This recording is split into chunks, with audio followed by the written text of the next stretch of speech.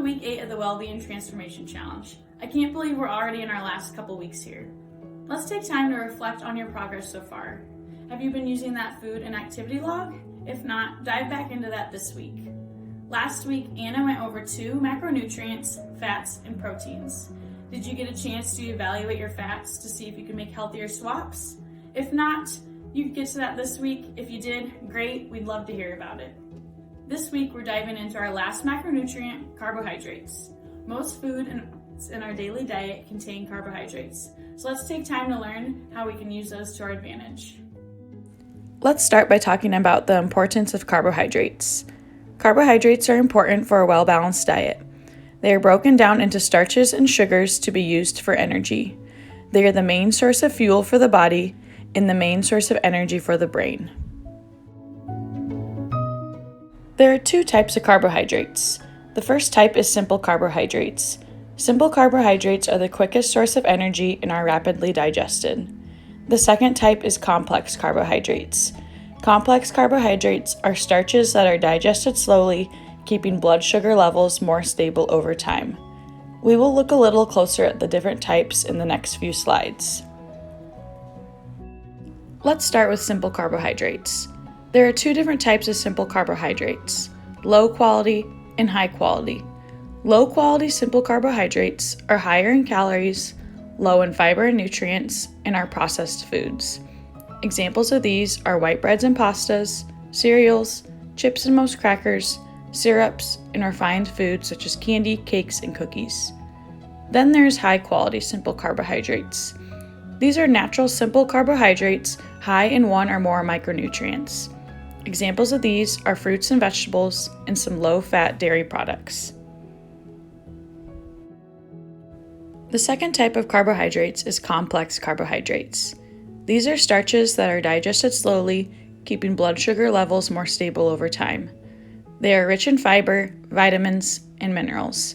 Some examples of these carbohydrates are beans, peas, and grains, such as brown and white rice, oatmeal, wheat and whole grain bread, pastas and tortillas, barley, buckwheat, couscous, farro, and quinoa. Now that we've learned about different types of carbohydrates, let's talk about how much we need. Carbohydrate need levels depend on a variety of factors, including age, gender, activity level, and muscle mass. There are 4 calories per gram of carbohydrate. It is recommended that carbohydrates are 45 to 65% of your total daily calories. Try to limit low-quality simple carbohydrates and focus more on high-quality simple or complex carbohydrates. For example, if we were on a 2,000 calorie diet and 45 to 65% of our daily calories should come from carbohydrates, that is 900 to 1,300 calories of carbohydrates, or 225 to 325 grams of carbohydrates in a day. Now let's talk about dietary fiber. Fiber is an important complex carbohydrate. Fiber helps lower blood sugar levels, regulates cholesterol, and reduces cardiovascular disease, obesity, and type 2 diabetes. Fiber also helps increase satiety to stay fuller longer and helps with digestion. The daily recommendation for fiber is 15 grams a day, but is suggested to get up to 35 grams a day for more health benefits. It's important to increase your hydration when increasing fiber to help avoid digestion issues. Pair your fiber with at least 64 ounces of water a day. Now that we've covered the last macronutrient, carbohydrates, let's talk about micronutrients.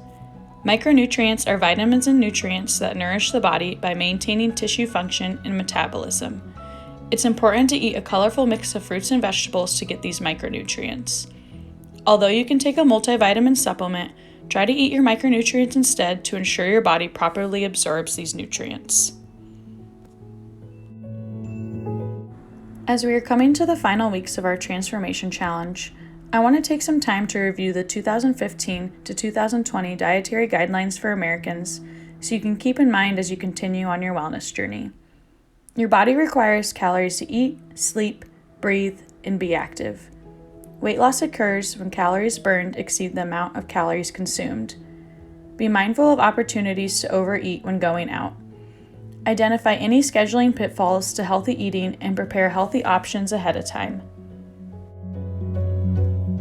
Macronutrient needs are based on a variety of things. It is recommended that 30 to 35% of your daily caloric intake is from protein sources, 20 to 35% from fat, and 45 to 65% from carbohydrates. Protein is needed for growth and repair of our body's cells. Fat is a necessity in our diet for energy and growth. Carbohydrates break down into sugars to provide energy to live.